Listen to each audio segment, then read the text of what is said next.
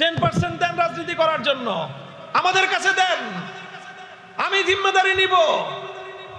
যারা একটু ইস্তেদাদওয়ালা রাজনীতি করবা, হিম্মত করে আসো, আমরা একসাথে হাতে হাত রেখে এই দেশের রাজনৈতিক নেতৃত্বের দায়িত্ব আমরা তুলে নিয়ে ইনশাআল্লাহ আল্লাহর জমিনে মদিনার ইসলাম এবং ইসলামে শরীয়তে ইসলামিয়া নাফেজ করব, কায়েম করব। 100 বছরের পূর্বসূরীদের স্বপ্ন বাস্তবায়িত হবে ইনশাআল্লাহ এই জমিনে। যে ইসলামের সঠিক রাজনৈতিক ব্যবস্থা প্রতিষ্ঠা করতে হলে সঠিক একদম কোরআন এবং হাদিসের এলেমের মধ্যে মজবুত এলেমওয়ালা লোক ছাড়া কোশ্চিনকালও সম্ভব নয়। যারা মনে করেন যে আমাদের সাথে অন্য কেউ মিললে অথবা আমরা অন্য কারোর সাথে মিললে আমাদের দুর্বলতা প্রকাশ পাবে, আপনারা এই সকল বিষয়গুলি সম্পর্কে হয়তো আপনাদের নজর যাচ্ছে না। আমার আত্মবিশ্বাস যে আমাদের কাছে অন্য কিছু থাকতে না পারে, কিন্তু বাংলাদেশে যত রাজনৈতিক পক্ষ আছে এলেম একমাত্র উলামায়ে দেওবন্দের কাছে আছে। রাজনৈতিক ভাবেও নেতৃত্ব দিয়েছেন। রাজনৈতিক কথা শুনলেই তো অনেকের মধ্যে মনে হয় যে এটা মনে হয় আর এলমের সাথে যায় না। না, এই আর এক চরম এক মানে জুলুম, জাহালাতপূর্ণ এক জুলুম এই কওমের উপরে আমাদের উপর চাপায়া দেওয়া হয়েছে। কিরকম জাহালাত? ওই যে একটা লোক ছিল, তো নাম বললে মানুষ কম চিনতে পারে, মুরগি চোরা বললে বেশি চিনবে। এই লোকের সাথে ঘটনাচক্রে একদিন আমি জানতাম না, একটা আলোচনায় গেছি, টক শোতে দেখি সেও মেহমান আলোচক। সে বলতেছে, এহতেজাজ করতেছে যে ইসলামে কোনো রাজনীতি নাই। দলিল কি? দলিল দেখেন, সে বলে যে রাজনীতির আরবি শব্দ হলো সিয়াসাতুন। রাজনীতির আরবি শব্দ হলো সিয়াসাত।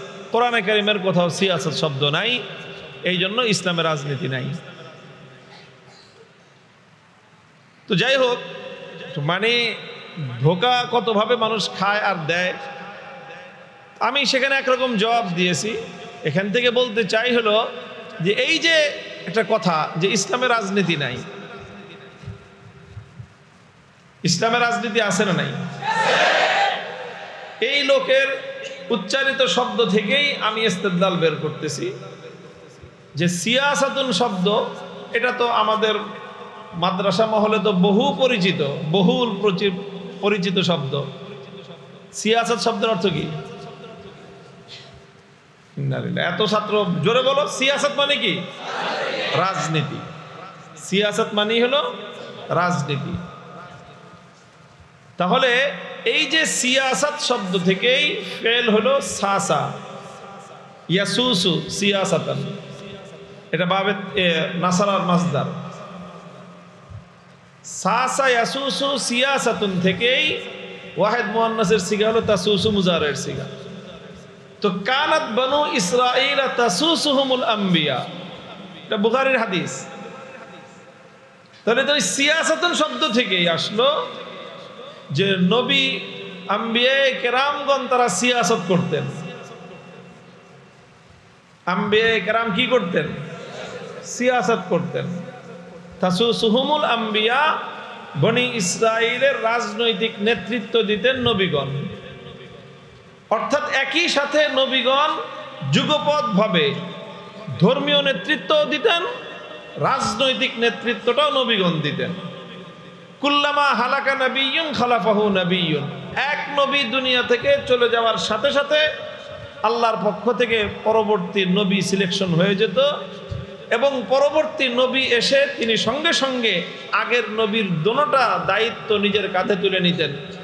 একদিকে তিনি তার উম্মত, কওম এবং মিল্লাতের ধর্মীয় নেতৃত্ব প্রদান করতেন, একই সাথে তিনি আল্লাহর পক্ষ থেকে নিযুক্ত হয়ে রাজনৈতিক নেতৃত্ব তিনি দিতেন।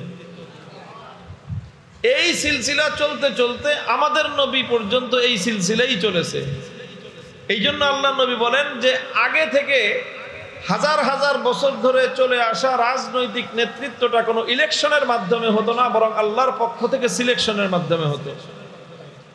আচ্ছা বলেন তো, নবী কে হন? নবী কে হন? আল্লাহর পক্ষ থেকে যিনি প্রাপ্ত হন। দুনিয়ার সমস্ত মানুষ মিলে একজন মানুষকে নবী বানাইতে পারে? আর দুনিয়ার সমস্ত মানুষ যদি কোনো নবীর বিরোধিতা করে, বিরুদ্ধাচরণ করে, তাহলে এতে কি নবীর নবুয়ত ক্যান্সেল হতে পারে? নবুয়ত এটা কেবলমাত্র এটা আল্লাহ পাক রব্বুল আলামিনের ইখতিয়ার। আল্লাহ যাকে ইচ্ছা তাকে নবী বানান, সারা দুনিয়া সেই নবীর মুখালাফত করলেও তার কিছুই আসে যায়। এই জন্য নবুয়ত যেরকম আল্লাহ দিতেন, তাহলে রাজনৈতিক নেতৃত্বের দায়িত্বটাও স্বয়ং আল্লাহই দিতেন। আল্লাহ নবী বলেন যে ওয়ালা নাবিয়্যা বাদি, অর্থাৎ এই সিলসিলা এবং এই ধারাবাহিকতা আমার পর্যন্ত এসে উপনীত হয়েছে যে আমি হলাম একদিকে আল্লাহর পক্ষ থেকে সিলেক্টেড সর্বশেষ নবী এবং আল্লাহর পক্ষ থেকে সিলেক্টেড সর্বশেষ এই উম্মতের রাজনৈতিক নেতৃত্বের অধিকারী। আমি নেতা শব্দটা ব্যবহার করলাম না, এটা পয়গম্বরদের বর্তমান ইস্তেমাল এবং ব্যবহার অনুযায়ী পয়গম্বরদের শানের খেলাফ। এটা কি পয়গম্বরদের শানের খেলাফ মনে হয় আমাদের কাছে। এই জন্য আমরা এই সমস্ত আদবেরও রিয়ায়াত করি। আমার নেতা, তোমার নেতা, বিশ্ব নবী মুস্তাফা, এই কথাটাকে আমরা ভালো মনে করি না। নেতা শব্দের যেইভাবে বাংলা ভাষায় প্রয়োগ হয়ে গেছে, হ্যাঁ, আমার নবী, তোমার নবী, বিশ্ব নবী মুস্তাফা। তো আমি কি বললাম?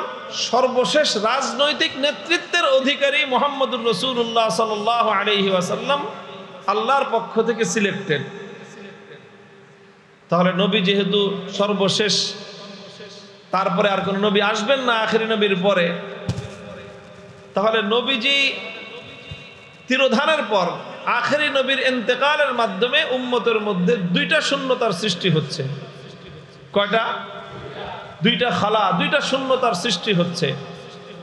প্রথম শূন্যতা হলো, তাহলে এই উম্মতের ধর্মীয় নেতৃত্ব দিবে কারা? দ্বিতীয় শূন্যতা হলো, তাহলে এই উম্মতের রাজনৈতিক নেতৃত্ব দিবে কারা? কারণ আল্লাহর পক্ষ থেকে তো নবী সিলেক্টেড এবং সেই নবী যুগপৎ দুটো দায়িত্বই পালন করে গেছেন। আমাদের নবী কি রাজনৈতিক নেতৃত্ব দেন নাই? আল্লাহর নবী ইন্তেকালের আগে তিনি খেলাফতের পরিধি, খেলাফতকে আমরা রাষ্ট্র শব্দের দ্বারা অনুবাদ করি না, কারণ রাষ্ট্রের আধুনিক যেই ধারণা সেটা একটু ভিন্ন রকমের। তবে আধুনিক ধারণা বাদ দিয়ে আমরা শুধুমাত্র সহজ এবং সহজবোধগম্য শব্দ হিসেবে যদি রাষ্ট্র শব্দের দ্বারা অনুবাদ করি, এটা হতে পারে। আল্লাহর নবী সাল্লাল্লাহু আলাইহি ওয়াসাল্লাম ইসলামী রাষ্ট্র তথা খেলাফত ব্যবস্থার যেই পরিধি নিজের জীবদ্দশায় তিনি প্রতিষ্ঠিত করে গেছেন, সেটাও খুব ছোট না। আমাদের বাংলাদেশটাকে 24 গুণ দিলে, 24টা বাংলাদেশ যদি জোড়া দেওয়া হয়, যত বড় ভূখণ্ড হবে, আল্লাহর নবী তত বড় ভূখণ্ড 12.5 লক্ষ বর্গ মাইলে খেলাফত কায়েম করে তিনি সেই খেলাফত পরিচালনা করে তারপরে আল্লাহর নবী ইন্তেকাল করেছেন। 12.5 লক্ষ বর্গ মাইল, বর্গ কিলোমিটার না, 12.5 লক্ষ বর্গ মাইল। তো নবীজি একদিকে নবী ছিলেন, সঙ্গে সঙ্গে তিনি নবুয়তের দায়িত্বের পাশাপাশি উম্মতের রাজনৈতিক নেতৃত্বের দায়িত্ব তিনি পালন করে গেছেন। যার কারণে নবীর ইন্তেকালের মধ্য দিয়ে উম্মতের মধ্যে দুইটা খালার সৃষ্টি হয়েছে। একদিকে উম্মতের দ্বীনি রাহনুমাই, ধর্মীয়ভাবে নেতৃত্ব দিবেন কারা, আর একদিকে রাজনৈতিক নেতৃত্ব দিবেন কে? নবীজি এই উভয় নেতৃত্বের শূন্যতা পূরণ করার জন্য দুই হাদিসের মধ্যে দুই রকম রাহনুমাই এবং দিক নির্দেশনা দিয়ে। একটা হলো আল উলামা ওয়ারাসাতুল আম্বিয়া ওয়া ইন্নাল আম্বিয়া লাম ইউওয়ারিসু দিনারাও ওয়ালা দিরহামা ইন্নামা ওয়ারাসুল ইলম ফামান আখাযাহু আখাযা বিহাজ্জিন ওয়াফির। যে আলেমগণ হলেন নবীদের উত্তরাধিকারী। আলেমদের কাছে কি আছে? নবীর ইলম আছে। এই ইলমের মাধ্যমেই উলামায়ে উম্মত নবীজির পরে কিয়ামত পর্যন্ত উম্মতের দ্বীনি রাহনুমাইয়ের জিম্মাদারি আদায় করবে। এটা হলো উম্মতের দ্বীনি নেতৃত্ব কারা দিবে সেই শূন্যতা পূরণের দিক নির্দেশনা। আর রাজনৈতিক নেতৃত্বের শূন্যতা পূরণ হবে কিভাবে?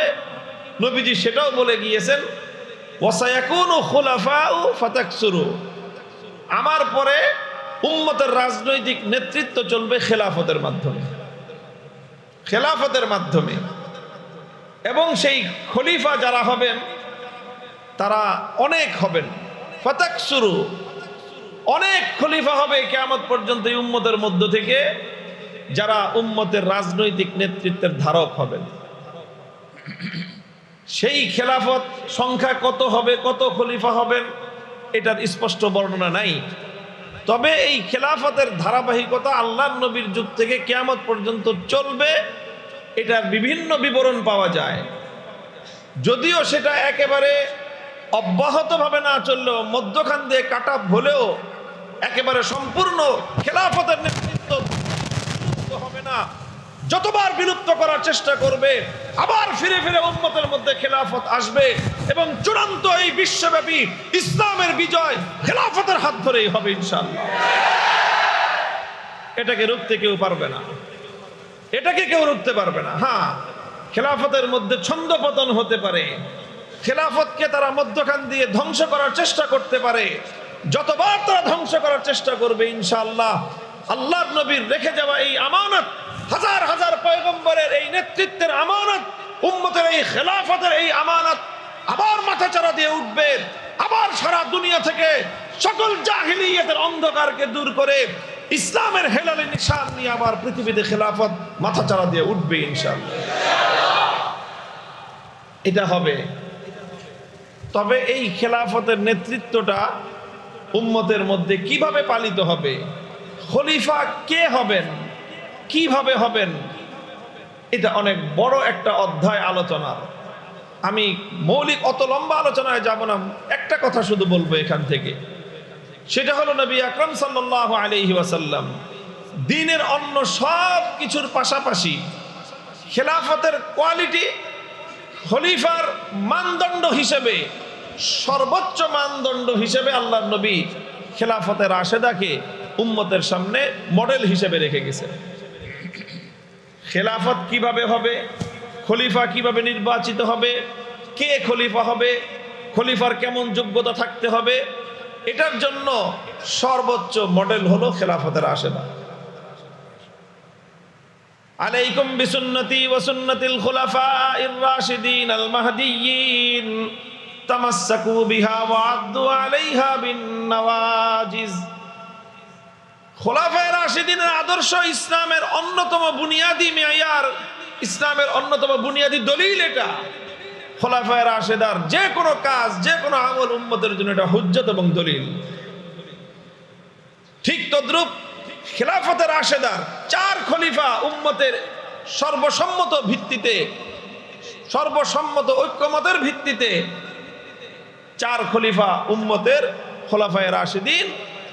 এই চার খলিফাই হলেন কিয়ামত পর্যন্ত উম্মতে মুসলিমার জন্য নেতৃত্বের মানদণ্ড। আমাদেরকে বারবার আমি এই সমস্ত রাজনৈতিক যখনই আলাপ আলোচনায় যাই, খুব পেঁচায় এই জায়গাটায় আইসা যে আপনাদের রাজনৈতিক, আপনারা যে বাংলাদেশে ইসলামী হুকুমত কায়েম করতে চান, আপনাদের মডেল কি, আপনাদের নমুনা কি, আপনারা কাদেরকে ফলো করতে চান। মানে বলে বলে ধাক্কায় আমাদেরকে বাংলাদেশের সীমান্ত থেকে পার করে ভারত, ভারত থেকে পার করে পাকিস্তান, তারপরে পাকিস্তানের সীমান্ত পার করে ওদিকে নিয়ে যেতে চায়। আমাদের মুখ দিয়ে ওগুলো বের করতে চায়। এরপরে এটাকে নিয়ে একটা কি বানাবে, এটাকে নিয়ে এরপরে তারা মিডিয়া বাজি করবে, আমাদেরকে নানাভাবে কালারিং করার চেষ্টা করবে। তো আলহামদুলিল্লাহ, আমাকে যতই পেঁচাপেচি করে আমি কোনো সময় মানচিত্রের বাইরেই যাই না। আমি পরিষ্কার বলি, আমাদের দুনিয়ার অন্য কোনো মডেলের দরকার নাই। আল্লাহর পয়গম্বর আমাদের কাছে খেলাফতের রাশেদার মডেল রেখে গেছেন, কিয়ামত পর্যন্ত সেটাই আমাদের মডেল।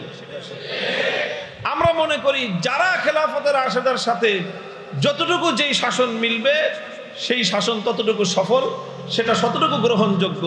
আর খেলাফতের রাশেদার শাসন ব্যবস্থা থেকে যেই শাসন ব্যবস্থা যতটুকু দূরত্ব অবলম্বন করবে, সেটাই তাদের ভুল, ইসলামের দৃষ্টিতে সেটাই পরিত্যাজ্য। এখন আপনি মিলায় নেন গিয়া, বলে যে সৌদি আছে, কাতার আছে, কুয়েত আছে, আরব আমিরাত আছে, আফগানিস্তান আছে, পাকিস্তান আছে, ইরান আছে, ইরাক আছে, যা আছে সব আপনি হিসাব করেন, আমি আপনাকে মানদণ্ড দিয়ে দিলাম খেলাফতের রাশেদা। আমরা কি চাই? আমরা খেলাফতের রাশেদার মডেলে, খোলাফায়ে রাশেদিনদের মতো আমরা সেই খেলাফতের মডেলে আমাদের দেশকে আমরা গড়তে চাই। আচ্ছা, এখন খেলাফতের রাশেদার মডেলটা কি? খেলাফতের রাশেদা থেকে আমরা কি মডেলটা পাই? খেলাফতের রাশেদা অবশ্যই সর্ব এতেবারে উম্মতের জন্য উসওয়া, সর্ব এতেবারে উম্মতের জন্য অনুকরণীয় দৃষ্টান্ত, সন্দেহের কোনো অবকাশ নেই। তার মধ্যে একটা গুরুত্বপূর্ণ হলো যে খলিফার ক্রাইটেরিয়া কি হবে, কিসের ভিত্তিতে আপনি নেতৃত্ব নির্বাচন করবেন। আপনি যে একজন মানুষকে নেতা বানাবেন, তার কিছু কোয়ালিটি লাগবে না? কি বলেন? এই যে নেতারা এসে যে আমাদের কাছে বলে, পরিচয় দেয়, আমরা একজন আরেকজনকে তুলে ধরি যে অমুকে এই করবে, অমুকে সেই করবে, অমুকে অমুক তমুক এমন তেমন, সেক্ষেত্রে আপনি কাকে নেতা নির্বাচন করবেন? নেতৃত্ব নির্বাচনের ইসলামী মানদণ্ডটা কি? আমি ইসলামী মানদণ্ডের ক্ষেত্রে অবশ্যই সেক্ষেত্রে খেলাফতের রাশেদাকেই সর্বোচ্চ মডেল বলে আমি বিশ্বাস করি এবং সেটাই আমি অনুসরণ করার চেষ্টা করি এবং সেটার জন্যই আমি আমার কওম এবং আমার জাতিকে আমি উদ্বুদ্ধ করছি। খেলাফতের রাশেদার ক্ষেত্রে নেতৃত্ব নির্বাচনে কোন বিষয়টার প্রতি খেয়াল রাখা হয়েছে? অনেক বিষয়ের প্রতি খেয়াল রাখা হয়ে থাকতে পারে, একটা বিষয় সন্দেহাতীত ছিল। সেটা কি? সেটা হলো আল্লাহ নবীর পরে, নবীজি মুহাম্মদুর রাসূলুল্লাহ সাল্লাল্লাহু আলাইহি ওয়াসাল্লামের ইন্তেকালের পরে বলেন তো এই উম্মতের মধ্যে সবচেয়ে বড় আলেম কে ছিল? বলেন। আবু বকর সিদ্দিক রাদিয়াল্লাহু আনহু। এই ব্যাপারে দ্বিমত করার কারো হিম্মত আছে? 1400 বছর পর্যন্ত উম্মতের আহলে হকের মধ্যে কেউ দ্বিমত পোষণ করেছে? 1400 বছরের উম্মতের ইজমা। আল্লাহ রাসূল সাল্লাল্লাহু আলাইহি ওয়াসাল্লামের পরে ইলমের এতেবারে সবচেয়ে বড় শখসিয়ত, সবচেয়ে বড় আলেম হলেন সিদ্দিক আকবর রাদিয়াল্লাহু আনহু। সিদ্দিক আকবরের ইন্তেকালের পরে সবচেয়ে বড় আলেম কে ছিলেন বলেন? ওমর ফারুক রাদিয়াল্লাহু আনহু।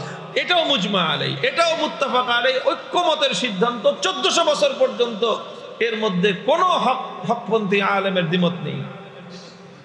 এরপরে কে? এরপরে হযরত ওসমান এবং হযরত আলী ইলমের এতেবারে, যোগ্যতার এতেবারে দুজন সমান। দুজন কি সমান? তবে অবশ্যই কোনো না কোনো দিক থেকে হযরত ওসমান আল্লাহর কাছে হযরত আলীর থেকে মুকদ্দম ছিলেন। এই জন্য হযরত ওসমান আগে, হযরত আলী পরে। তো এই হলো ইলমেরও সিলসিলা, এটা হলো খেলাফতেরও সিলসিলা। আল্লাহর পয়গম্বরের পরে সবচেয়ে বড় আলেম সিদ্দিক আকবর রাদিয়াল্লাহু আনহু। সিদ্দিক আকবরের পরে সবচেয়ে বড় আলেম হলেন ওমর ফারুক রাদিয়াল্লাহু আনহু। হযরত ওমর ফারুকের পরে সবচেয়ে বড় আলেম হলেন ওসমান গনি রাদিয়াল্লাহু আনহু। হযরত ওসমান রাদিয়াল্লাহু আনহুর পরে সবচেয়ে বড় আলেম হযরত আলী কাররামাল্লাহু ওয়াজহাহু। এইভাবে যদি তরতিব দেই, সিলসিলা বলি, ইখতিলাফ করার কারো কোনো গুঞ্জাইশ নাই। আছে? থাকলে ফালজাতুল আনানা কারনাহু। কারো যদি থাকে আহলে ইলমদের মাজমা আছে, কারো হিম্মত এই তরতিবের সাথে ভিন্ন মত পোষণ করার নাই। এখান থেকে যে বিষয়টা বুঝে আসে সেটা হলো যে উম্মতের রাজনৈতিক নেতৃত্ব নির্বাচনের জন্য সবচেয়ে গুরুত্বপূর্ণ বৈশিষ্ট্যটা কি? সবচেয়ে গুরুত্বপূর্ণ বৈশিষ্ট্য হলো আল্লাহর নবীর পরে যিনি সবচেয়ে বড় আলেম সিদ্দিক আকবর রাদিয়াল্লাহু আনহু, তিনি একদিকে মসজিদ নববীর ইমাম, সঙ্গে সঙ্গে তিনিই হলেন উম্মতের রাজনৈতিক নেতা। সিদ্দিক আকবরের পরে এই উম্মতের সবচেয়ে বড় আলেম হলেন ওমর ফারুক রাদিয়াল্লাহু আনহু। একই সাথে তিনি মসজিদ নববীর ইমাম, একই সাথে তিনি উম্মতের রাজনৈতিক নেতা, খলিফা। হযরত ওমরের পরে উম্মতের সবচেয়ে বড় আলেম ওসমান গনি রাদিয়াল্লাহু আনহু। একই সাথে তিনি মসজিদ নববীর ইমাম, একই সাথে তিনি উম্মতের রাজনৈতিক নেতা, তিনি খলিফা। হযরত ওসমানের পরে উম্মতের সবচেয়ে বড় আলেম হলেন হযরত আলী কাররামাল্লাহু ওয়াজহাহু। একই সাথে তিনি এই উম্মতের মসজিদের ইমাম, একই সাথে তিনি উম্মতের রাজনৈতিক নেতা, তিনি হলেন খলিফা। এ থেকে বোঝা যায় উম্মতের রাজনৈতিক নেতৃত্বের জন্য সবচেয়ে গুরুত্বপূর্ণ বুনিয়াদি বৈশিষ্ট্য হলো ইলম থাকতে হবে।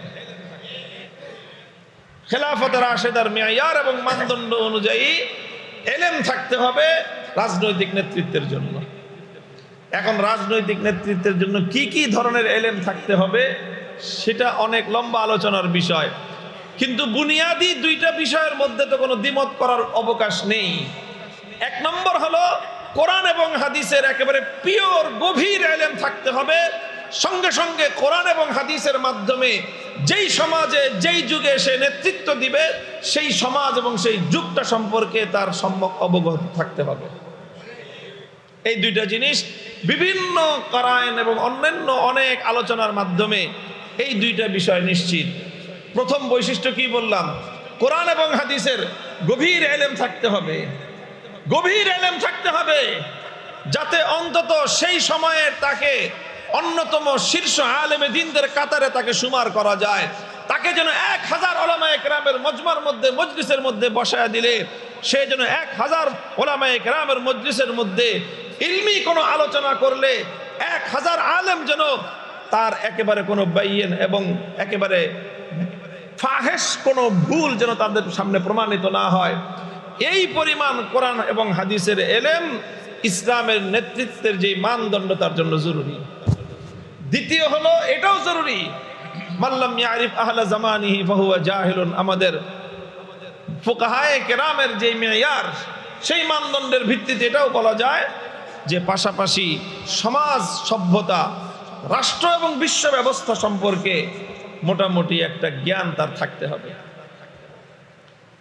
মুহতারাম হাজিরিন, এটা হলো উম্মতের রাজনৈতিক নেতৃত্বের কোয়ালিটি আমি বললাম। এবার কথা আমার শেষ দিকে, মূল কথাটা আমি এখনই বলতেছি, সেটা হলো এই উম্মতের জন্য নেতৃত্ব এবং খেলাফতের গুরুত্বটা কতটুকু।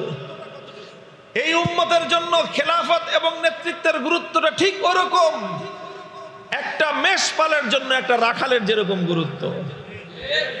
একটা মেষপাল, মেষ বুঝে?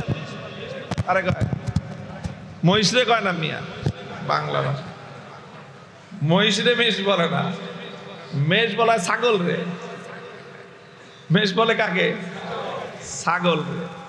মহিষ তো মাশাআল্লাহ পৃথিবীতে অন্যতম শক্তিশালী প্রাণী। মহিষ কেন বাঘে মেষে লড়াই, ওইটা হলো মেষ, হলো মহিষ। মহিষ তো এত শক্তিশালী প্রাণী যে জঙ্গলে বাঘের সাথে লড়াই করে। বাঘ পারে না মহিষের সাথে সহজে। তো বাঘ যে মহিষকে দেখে পলায় ওটার নাম হলো মহিষ। মহিষ আর মেষ মানলে ছাগল। এই ছাগল রে তো নেকড়ে, নেকড়ে বুঝেন কারে কয়? এই যে নেকড়ে বলে বাঘ রে কয়, নেকড়ে বলে শিয়ালকে। শিয়ালের সাইজ কত আর ছাগলের সাইজ কিরকম জানেন? এই ছাগল বড় না মানে শিয়াল বড়? দেশি ছাগল নেকড়ের সাইজে সাইজে হবে। রাম ছাগল এটা তো নির্ঘাত শিয়ালের চেয়ে বড়। কিন্তু এই রাম ছাগল, 1000টা রাম ছাগলও যদি থাকে, একটা নেকড়ে এসে 1000টা রাম ছাগলের পালকে ছিন্ন ভিন্ন করে দিবে এবং এখান থেকে ছাগল ধরে নিয়ে যাবে। যদি এই মেষ পালকে রক্ষণাবেক্ষণ করার জন্য একজন রাখাল না থাকে। কয়জন রাখাল? একজন রাখাল যদি না থাকে, 1000টা ছাগল একটা নেকড়ের মোকাবেলা করতে পারে না। 1000 ছাগল, অথচ এই ছাগলগুলো যদি ঘুরে দাঁড়াইতো আর সব ওদের মাথার মধ্যে আল্লাহ পাক যেই হাতিয়ার দিছেন ছাগলের মাথায়, কি দিছেন? এই শিংটা যদি একটু সোজা করে এই নেকড়ের পেটের মধ্যে মারে, তো একটা ছাগলের সাথেই একটা নেকড়ে পারার কথা না। কিন্তু যখন এই মেষপাল ছাগলের পালে যখন রাখাল থাকে না, তো 1000টা ছাগল মিলে একটা নেকড়ের মোকাবেলা করতে পারে না, বরং এক নেকড়ে এসে 1000 ছাগলের পালকে লন্ডভন্ড করে দিয়ে সেখান থেকে তার পছন্দ মতো মোটা তাজা রাম ছাগলটারে ধরে নিয়ে যায় এবং সে তৃপ্তি ভরে তাকে দিয়ে খায়। কোনো ছাগল এটার প্রতিবিধান করার কোনো ক্ষমতাই রাখে না।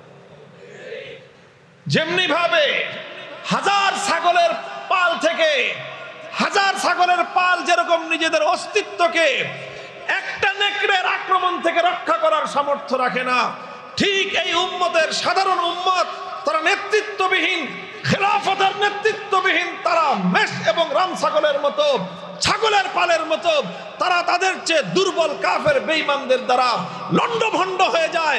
নেতৃত্বহীনতার কারণে উম্মত আজকে পতনের দ্বার প্রান্তে উপনীত। এই হলো উম্মতের জন্য খলিফার ভূমিকা। ওই রকম চাই সেই খলিফা একজন জালেম খলিফাই হোক না কেন, সেই খলিফা ইতিহাসের বর্বরতম শাসক হাজ্জাজ বিন ইউসুফ হোক না কেন, এরপরে উম্মতের যখন খলিফা থাকে, উম্মতের যখন একজন রাখাল থাকে, সেই রাখাল দুর্বল হতে পারে, সেই রাখাল জীর্ণ শীর্ণ হতে পারে, সেই রাখাল অতিশয় বৃদ্ধ হতে পারে, কিন্তু রাখাল যতক্ষণ আছে কোন নেকড়ে ছাগলের পালের উপর হামলা করার সাহস পায় না। ইতিহাস সেটাই বলে। উম্মতের সর্বশেষ যতদিন পর্যন্ত খেলাফত ছিল, তুর্কি খেলাফত যতটুক পর্যন্ত ছিল, ততদিন পর্যন্ত এই পৃথিবীতে উম্মত ঐক্যবদ্ধভাবে সমস্ত কুফরি শক্তির মোকাবেলা করার সাহস তাদের ছিল। যেদিন থেকে এই উম্মতের খেলাফতের এই সূর্যকে তারা অস্তমিত করে দিয়েছে, খেলাফতের এই মুসলমানদের এই গৌরব এবং শৌর্যবীর্যকে তারা ধ্বংস করে দিয়েছে, এরপরে তারা গোটা মুসলিম উম্মাহকে 55টা ভাগে 57টা ভাগে বিভক্ত করে ক্ষুদ্র ক্ষুদ্র ভাগ করে মুসলমানদেরকে তারা শাসন আর শোষণ করা শুরু করেছে। মুহতারাম হাজিরিন, এরপরে আমার কথা হলো, আমার আহ্বান হলো এই মুসলমানদেরকে আবার তাদের সেই হারানো নেতৃত্ব ফিরিয়ে আনতে হবে। হারানো নেতৃত্ব ফিরিয়ে আনতে হবে। কারা ফিরিয়ে আনবে? আমি আমার আলোচনা এতক্ষণ ধরে যেটা বললাম সেটা হলো এই উম্মতের নেতৃত্বের যে মেয়ার এবং যে মানদণ্ড, খেলাফতের রাশেদা থেকে আমরা যে নেতৃত্বের মানদণ্ড পাই, সেই নেতৃত্ব হলো এলেমের ভিত্তিতে নেতৃত্ব হবে। তাহলে ওলামায়ে কেরাম এলেমের ভিত্তিতে নেতৃত্ব দিবেন। তাহলে নেতৃত্ব যখন হারানো গেছে, তাহলে এই নেতৃত্ব উদ্ধার করবে পাবলিকে। হ্যাঁ, তাহলে এই নেতৃত্ব উদ্ধার করার জন্য আলেমদেরকেই ভূমিকা পালন করতে হবে। আলেমরা ছাড়া উম্মতের কাঙ্ক্ষিত এই নেতৃত্ব অন্য কেউ ফিরিয়ে আনতে পারবে না। উম্মতের কাঙ্ক্ষিত নেতৃত্ব সহি আলেম ছাড়া হতে পারে না।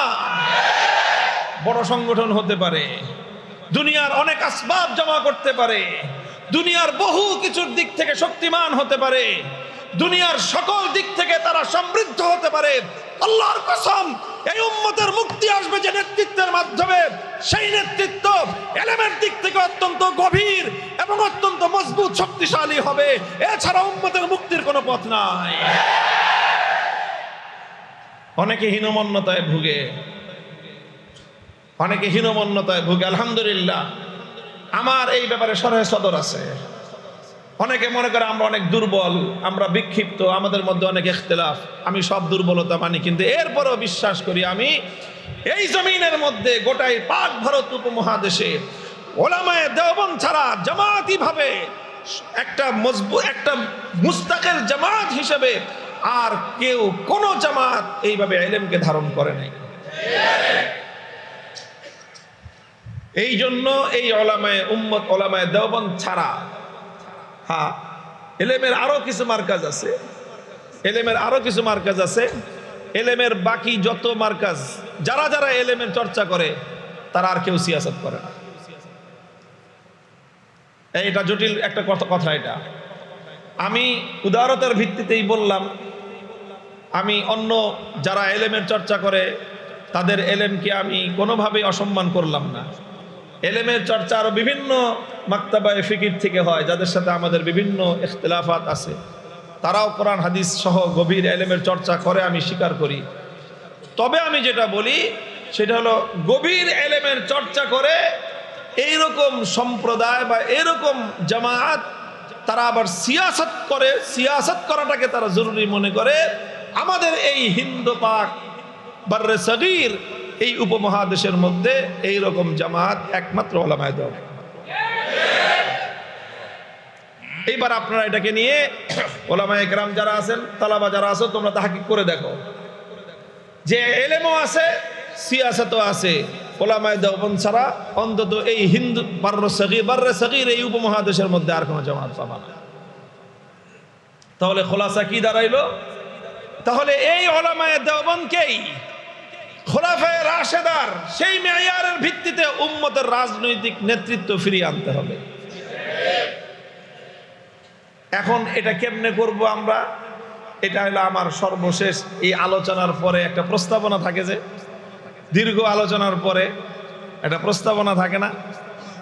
এই প্রস্তাবনা ছাড়া আলোচনা তো কোনো কনক্লুশন বা কোনো নতিজায় আসে না। তাই আমি দাওরায়ে হাদিস পড়েছি 1995 সালে, 1414-15 হিজরিতে। আমাদের দাওরায়ে হাদিস যখন আমরা ফারেক হয়েছি, ওই বছর দাওরায়ে হাদিসে আমাদের বেফাকে পরীক্ষার্থী ছিল 3000-এর মতো, কিছু বেশি। আর এর বাইরে হাটহাজারি তখন ছিল না বেফাকে, পটিয়া ছিল তখন বেফাকে। তো হাটহাজারি যেহেতু ছিল না, তো সর্বোচ্চ হাটহাজারিতে তখন 1200-1300 ছাত্র থাকতো, বা 1000-এর কিছু এরকম। তো সব মিলে আমি ধরতে পারি বাংলাদেশে 5000। আমাদের আজ থেকে 31 বছর আগের কথা বলতেছি, 5000 ছাত্র দাওরা ফারেক হতো। এবার দাওরায়ে হাদিসের পরীক্ষার্থী কত? 35,000। কত হাজার? 31 বছরে 5000 থেকে আসছে 35,000। আগামী 3 বছর এটা 50,000-এ যাবে ইনশাআল্লাহুল আজিজ। আমার কথা হলো এই যে এক সময় আমরা ওলামায়ে দেওবন্দ যারা যারা ফারেক হয়েছেন তারা সকলেই নবুয়তের নবীজির ইন্তেকালের পরে শূন্যতা সৃষ্টির প্রথম গ্যাপটা ফিল আপ করার জন্য আমরা সব মিলে চেষ্টা করেছি। অর্থাৎ আমরা সবাই ধর্মীয় নেতৃত্বের জন্যই আমরা মাদ্রাসা থেকে যত ফারেক, এর মধ্যে যেই পরিমাণ যোগ্যতাওয়ালা আহলে মানে ইস্তেদাদ, জি ইস্তেদাদ আমাদের ফারেগিন হইতো, যোগ্যতা সম্পন্ন যে সকল নবীন আলেম হইতো, তাদের সকলকেই উম্মতের দ্বীনি নেতৃত্ব দেওয়ার জন্যই তাদেরকে কাজ করতে হইতো। কারণ এই বিশাল জাতি, 15 কোটি মানুষের এই জাতির মধ্যে ধর্মীয় নেতৃত্ব দেওয়ার জন্য যেই পরিমাণ লোক দরকার, সেটা কওমি মাদ্রাসা থেকে ফারেক হওয়া নবীন আলেমদের মধ্যে ইস্তেদাদওয়ালা যোগ্যতা সম্পন্ন আলেম দিয়ে সেটা কভার হইতো না, সেটা ফিল আপ হইতো না, ঘাটতি থেকে যেত। তো মূল আসলে এখানেই যদি ঘাটতি থাকে তো অন্য জায়গায় আমরা মনোযোগ দিব কেমনে? কিন্তু আজকের বাংলাদেশের প্রেক্ষাপটে আমি বলতে চাই যে বিপুল পরিমাণ ওলামায়ে কেরাম নবীন আলেম প্রতি বছর আমাদের মাদারিসগুলো থেকে ফারেক হচ্ছে। এখন আমাদের একটু নজর দেওয়ার সময় এসেছে যে আমরা নবুয়তের নবীজির ইন্তেকালের পরে, খতমে নবুয়তের পরে, নবুয়ত খতম হওয়ার পরে এই উম্মতের যে দ্বিতীয় শূন্যতাটা সৃষ্টি হয়েছিল, রাজনৈতিক নেতৃত্বের শূন্যতা, সেই রাজনৈতিক নেতৃত্বের শূন্যতা পূরণ করার জন্য ওলামায়ে দেওবন্দকে এখন সম্পূর্ণ জিম্মাদারি নিজেদের কাঁধে তুলে নিয়ে পরিকল্পনা করতে হবে। এটা যদি আমরা করতে না পারি তাহলে এই কওমের মুক্তির আর কোনো পথ নাই, কোনো পথ নাই। কাজেই এই জন্য বড় বড় যে সমস্ত মারকাজগুলো আছে, আমাদের ইলমি মারাকেজ, যত বড় ইলমি মাদারিস যেগুলো আছে, মুফাক্কিরিন ওলামায়ে কেরাম যারা আছেন, আহলে তাহকিক ওলামায়ে কেরাম যারা আছেন, ওনাদের বড় জিম্মাদারি হলো এটা যে নবীন যে সকল ওলামারা আসতেছেন তাদের মধ্যে বাছাই করা। সর্বপ্রথম ইলমি ইস্তেদাদ লাগবে। দুর্বল এলেম দিয়ে আজকের এই কঠিন সময় রাজনৈতিক নেতৃত্ব যথাযথভাবে কঠিন হবে, সম্ভব না। ইলমি ইস্তেদাদ, আখলাকি, তাদের মধ্যে উৎকর্ষতা, আলী হিম্মত। তবে এইভাবে এই 3 সিফাত যাদের মধ্যে থাকবে, সাহসী হবে, উত্তম চরিত্রের অধিকারী হবে, লোভী হবে না, দুর্নীতি পরায়ণ হবে না, সুযোগ পাইলে নিজের ব্যক্তিগত চরিতার্থ, ব্যক্তিগত খায়সাত চরিতার্থ করবে, এমন যেন না হয়। স্বভাবগতভাবে সাহসী, স্বভাবগতভাবে উন্নত চরিত্র, স্বভাবগতভাবে এবং যোগ্যতাগতভাবে তারা আলী ইস্তেদাদ, এই জাতীয় নবীন আলেমদেরকে বাছাই করে তাদেরকে আগামীর সিয়াসি নেতৃত্বের জন্য প্রস্তুত করতে হবে। এটা আজকের এই উম্মতের অনেক বড় ফরিজা, অনেক বড় দায়িত্ব, জিম্মাদারি। আলহামদুলিল্লাহ দারুল ইফতা কম হয় নাই, অনেক দারুল ইফতা হয়েছে। মুফতি সাহেবান দিয়ে তো বাংলাদেশ আলহামদুলিল্লাহ গিজ গিজ করে। অবশ্যই আমাদের মুফতি দরকার, মুহাক্কিক মুফতিয়ানে কেরাম দরকার, মুহাদ্দিসিন দরকার, মুফাসসিরিন দরকার। কোনোটারই আমি জরুরতকে অস্বীকার করতেছি না। তবে অবশ্যই আমি সবসময় বলি যে যত্রতত্র যেখানে সেখানে যে কোনোভাবে নামকা ওয়াস্তে খালি কোনো রকমভাবে নামের শুরুতে একটা মুফতি ডিগ্রি লাগানোর যে একটা প্রবণতা, এটা একটা আত্মঘাতী প্রবণতা। দেখে খতিবুল উম্মাহ মাশাআল্লাহ, খেয়াল করেন আমার কথাটা। আমাদের অন্যান্য বিষয়ে যেরকম দক্ষ যোগ্য ব্যক্তিত্ব আমরা গঠন করতেছি, নবীর উলামায়ে কেরামের মধ্যে এরকম একটা প্রবণতা হওয়া দরকার যে ইনশাআল্লাহ আমরা বাংলাদেশে আগামী দিনে রাজনৈতিক নেতৃত্বের শূন্যতা পূরণ করার জন্য আমরা সাহস নিয়ে সামনে পদক্ষেপ রাখবো ইনশাআল্লাহ। রাজনৈতিক নেতৃত্ব ছাড়া এই জাতিকে আত্মমর্যাদা সম্পন্ন জাতি হিসেবে গড়ে তুলবার ভিন্ন কোনো পথ নেই। অন্য কেউ এই জাতির জন্য, এই কওমের জন্য, এই মিল্লাতের জন্য নিজেদের স্বার্থ জলাঞ্জলি দিবে না। অন্য কেউ এই উম্মতের হারানো গৌরব ফিরে আনতে পারবে না যতক্ষণ পর্যন্ত আল্লাহ রাসূল সাল্লাল্লাহু আলাইহি ওয়াসাল্লাম প্রদত্ত সেই মানদণ্ডের ভিত্তিতে ইসলামী উম্মার নেতৃত্ব তৈরি আমরা করতে না পারবো, ততক্ষণ পর্যন্ত জাতির হারানো গৌরব, মৃত গৌরব আমরা ফিরে আনতে পারবো। আলহামদুলিল্লাহ, আমি ব্যক্তিকে বর্তমান সময়কার আমার ছোট ভাইদের জন্য, আমাদের সন্তানতুল্য ছাত্রদের সামনে আমি আমাকে পেশ করতে চাই। দেখো, আমি আলহামদুলিল্লাহ আমাদের মাদ্রাসার যে পড়ালেখার তরতিবের এতেবারে আলহামদুলিল্লাহ গবি ছাত্র তো ছিলাম না। আমি বিফাকে 3 বার পরীক্ষা দিছি, তার মধ্যে 2 বারই আমি বিফাকে নম্বর আউয়াল হয়েছি, দাওরা হাদিসে নম্বর আউয়াল হয়েছি। নম্বর আউয়াল হওয়ার পরে শেখুল হাদিস রহমতুল্লাহ আলাইহি, আমার আব্বাজান রহমতুল্লাহ আলাইহির তামান্না ছিল যে ওনার আওলাদদের মধ্যে কেউ বুখারীর দর্সের সাথে তাদরিসের খেদমত করুক।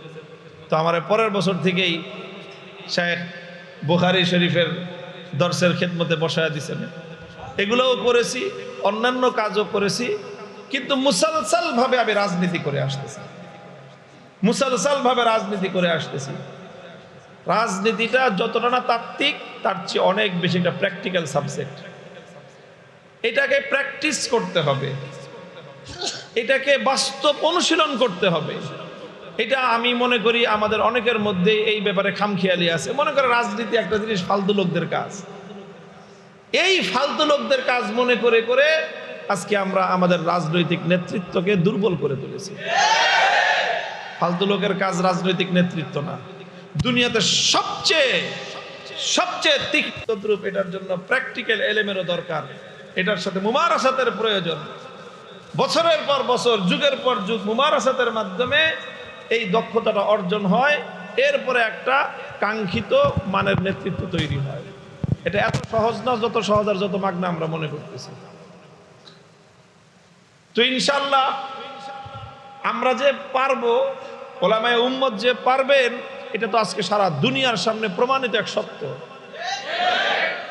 এই ওলামারাই তো করতেছেন, আলহামদুলিল্লাহ করতেছেন। তো ওলামারা তো করতেছেন। এই দেখা যায় আমার ড্রেস, এই পাঞ্জাবি এবং এই যে কোট, এটা সব ওলামাদের দেশে বানানো, যারা সারা দুনিয়াকে দেখায় দিয়েছে অর্থনৈতিক উন্নতি একটা রাষ্ট্রের কিভাবে করতে হয়, একটা রাষ্ট্রের উৎপাদনশীলতা কিভাবে বৃদ্ধি করতে হয়, সারা দুনিয়াকে দেখায় দিয়েছে। সারা দুনিয়ার সমস্ত কুফরি শক্তিগুলোকে তোয়াক্কা না করে কিভাবে একটা স্বাধীন, একটা আত্মমর্যাদা সম্পন্ন জাতি গঠন করা যায়, এই হুজুররাই দেখায় দিয়েছে। 40 বছর তারা যুদ্ধই করছে, এখানে পড়ালেখা করার তেমন একটা সময় পায় নাই। যা পড়তো তাও সব ওই পাকিস্তানে এসে পড়াশোনা করতেন তারা। এখন তারা সেখানে সমস্ত পড়াশোনা এলমের এমন এমন মার্কাজ করছে। দারুল ইফতা, আমরা তো মনে করি যে হুজুরদের দারুল ইফতা করা করি, সেখানকার দারুল ইফতা দেখে আসলাম। দারুল ইফতার নাম তো শুধু দারুল ইফতা না, দারুল ইফতা ওয়াল কাজা, সব দারুল ইফতা ওয়াল কাজা। কারণ এখন বিচারক সংকট, এই জন্য 2 বছর করে পড়ায় পড়ায় সব বিচারকের পদে বসায় দেওয়া হইতেছে। দারুল ইফতা ওয়াল কাজা, বছরে 2 ফাতরা, 6 মাস ঢুকবে, বাকি 6 মাস এই ক্যাম্পাস থেকে বের হওয়ার কোনো সুযোগ নেই। একদম 5 তলা বিল্ডিং, নিচতলা তালা মারা, এমন কড়াকড়ি। মানে মক্তবের ছাত্র এত কড়াকড়ি নেই, কারণ 40 বছর তাদের এলমের করতে পারে নাই, তারা অনেক শূন্যতা সৃষ্টি হয়ে গেছে। এখন এরকম যোগ্য যোগ্য লোক তৈরি করার জন্য তারা চেষ্টা করতেছেন এবং এমন এক বিচার ব্যবস্থা তারা কায়েম করেছেন, সুবহানাল্লাহি ওয়া বিহামদিহি। রাত 2টা 3টা সেই দেশের দুর্গম পাহাড়ি পথ, শত শত মাইল, হাজার হাজার মাইল পথ চলো, সেই যে হাদিসের কথা মনে পড়ে, লা ইয়াখাফু আহাদান ইল্লাল্লাহ, আল্লাহ ছাড়া কাউকে ভয় পাইতে হয় না। অথচ লক্ষ লক্ষ মানুষের হাতে হাতে অস্ত্র আছে। 1 লাখ 2 লাখ না তো, কয়েক লক্ষ মানুষের হাতে ভারী অস্ত্র। এই আমাদের দেশের মতো এই বন্দুক আর কাটা রাইফেল মাইফেল এগুলো না, AK-47 রাইফেল, যেগুলো দিয়ে আমেরিকার রাশিয়ার সৈন্যদেরকে এরা মারছে, সেই রাইফেল, কয়েক লক্ষ রাইফেল মানুষের কাছে আছে।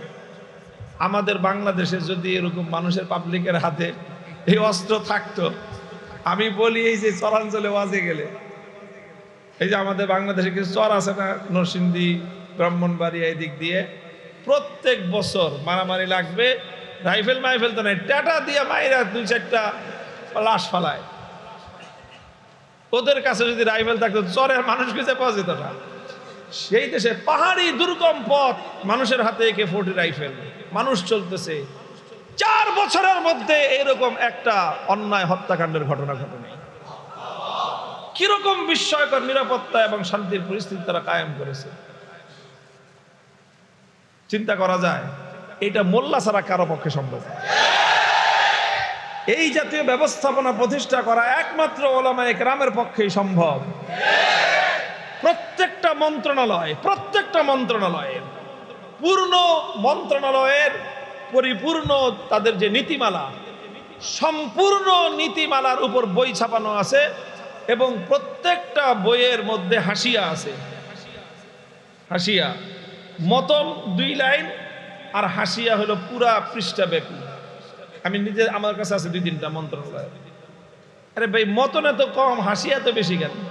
হাসিয়ার মধ্যে সব কোরআন, হাদিস এবং ফিকহে হানাফির রেফারেন্স, সমস্ত ফিকহে হানাফির যে সমস্ত মারাজে যে সমস্ত কিতাব আছে, কদিম কিতাবের সব 3টা মাসদার থেকে, কোরআন, হাদিস এবং ফিকহে হানাফির মারাজে বড় বড় কিতাবগুলি থেকে, কুতুবুল উসুল থেকে সমস্ত হাওয়ালা দিয়ে কোন মন্ত্রণালয়ের কোন নীতিটা কোরআনের কোন আয়াতের আলোকে, কোন হাদিসের আলোকে, ফিকহে হানাফির কোন মাসালা এবং কোন ফতোয়ার আলোকে এটা রাষ্ট্রীয় নীতি হিসেবে সাব্যস্ত হয়েছে, সব সরাসরহাত শুরুহাত সহ প্রত্যেকটা মন্ত্রণালয় থেকে এরকম নীতিমালা আছে।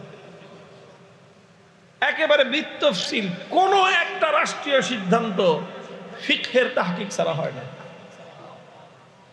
কোরআনের দলিল লাগে, হাদিসের দলিল লাগে, পাশাপাশি ফিকহে হানাফির দলিল লাগে, ফিকহে হানাফির দলিল। এবং এই যে 30 জনের মতো মন্ত্রী, 28 জনই সব দেওবন্দি হুজুর। কাজীউল কুজাত, প্রধান বিচারপতি মোল্লা আব্দুল হাকিম হাক্কানি, অনেকগুলি কিতাব আছে তার আরবিতে হুজুর কাজার উপর। উপমহাদেশের একজন মজবুত আলেম, উনি জবরদস্ত আলেম। আলহামদুলিল্লাহ, আমি বলতে চাই প্রক্রিয়া পদ্ধতি যেটাই হোক, কিন্তু হুজুররাই যে একমাত্র পরিপূর্ণ পিওর ইসলামিক রাষ্ট্র ব্যবস্থা আজকের 21শ শতাব্দীতে কায়েম করতে পারে, এটা একটা প্রমাণিত সত্য। বাকি সবগুলো হলো দাবি, কোনোটাই প্রমাণিত না। অন্যরা পারতে পারে, সম্ভাবনাময়, এখনো চেষ্টা করতেছে, উইল ট্রাইং, আমরা ট্রাই করতেছি, চেষ্টা করতেছি, আমরা ডেভেলপ করতেছি, উন্নতি করতেছি, আর আমরা করে সারছি। কাজে এই জন্য উলামায়ে উম্মত এবং সাধারণ মানুষ সবাইকে আমি বলবো যে ইসলামের সঠিক রাজনৈতিক ব্যবস্থা প্রতিষ্ঠা করতে হলে সঠিক একদম কোরআন এবং হাদিসের এলেমের মধ্যে মজবুত এলেমওয়ালা লোক ছাড়া কোশ্চিনকালও সম্ভব নয়। যারা মনে করেন যে আমাদের সাথে অন্য কেউ মিললে অথবা আমরা অন্য কারোর সাথে মিললে আমাদের দুর্বলতা প্রকাশ পাবে, আপনারা এই সকল বিষয়গুলি সম্পর্কে হয়তো আপনাদের নজর যাচ্ছে না। আমার আত্মবিশ্বাস যে আমাদের কাছে অন্য কিছু থাকতে না পারে, কিন্তু বাংলাদেশে যত রাজনৈতিক পক্ষ আছে এলেম একমাত্র উলামায়ে দেওবন্দের কাছে আছে, অন্যদের কাছে এলেম নাই। এলেম ছাড়া অন্য যত যা কিছু থাকুক শেষ পর্যন্ত এলেমের কাছে এসে মাথা নত করতেই হবে। আল্লাহ আমাদেরকে বুঝবার তৌফিক দান করেন। এখন আমাদের কাজ হলো নিজেদেরকে আরেকটু প্রস্তুত করে নেয়া নেতৃত্বের জন্য। প্রত্যেক বছর এই যে 35,000, 30,000, 50,000 ওলামা যে ফারেক হচ্ছে, এর মধ্যে অন্তত 1,000 যদি ইস্তেদাদ হয়, এই 1,000 থেকে অন্তত 10% আপনারা দেন রাজনীতি করার জন্য। 10% দেন রাজনীতি করার জন্য, আমাদের কাছে দেন, আমি জিম্মেদারি নিব। যারা একটু ইস্তেদাদওয়ালা রাজনীতি করবা, হিম্মত করে আসো, আমরা একসাথে হাতে হাত রেখে এই দেশের রাজনৈতিক নেতৃত্বের দায়িত্ব আমরা তুলে নিয়ে ইনশাআল্লাহ আল্লাহর জমিনে মদিনার ইসলাম এবং ইসলামে শরীয়তে ইসলামিয়া নাফেজ করব, কায়েম করব। 100 বছরের পূর্ব শহীদের স্বপ্ন বাস্তবায়িত হবে ইনশাআল্লাহ এই জমিনে।